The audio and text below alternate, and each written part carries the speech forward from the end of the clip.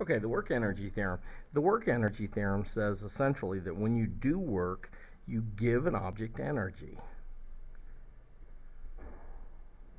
In other words, energy and work can almost be used interchangeably, and that's important. If I do work this way, the object gains PE. If I do work this way, the object gains kinetic energy. And I can even talk about work being done this way, storing energy in a spring.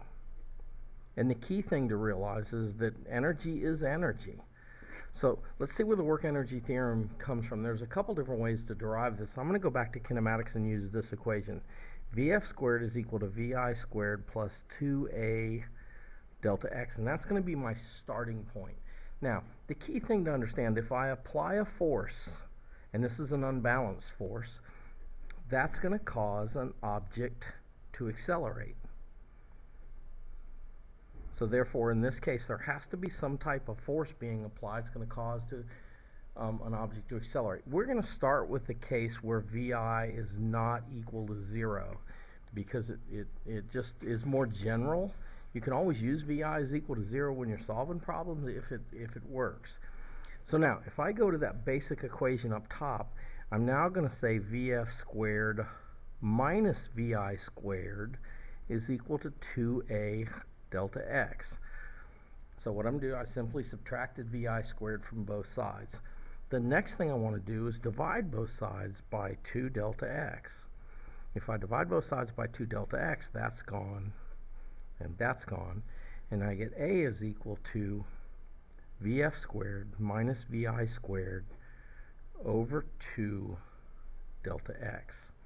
Now, here's the key thing, is now I can simply say, well, F is equal to ma, so therefore A is equal to F over m. So let's put F over m on this side. I get F over m is equal to Vf squared minus Vi squared divided by 2 delta x. Now, let's bring the delta x over, and I go F delta x. That's equal to Vf squared minus Vi squared times m. I'll move the m over to the other side, all still divided by 2. The 2 doesn't disappear.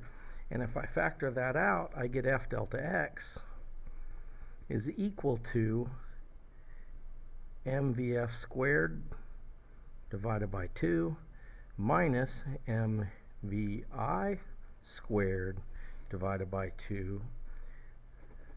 F delta x is work. So work is equal to, well, that's kinetic final minus kinetic initial.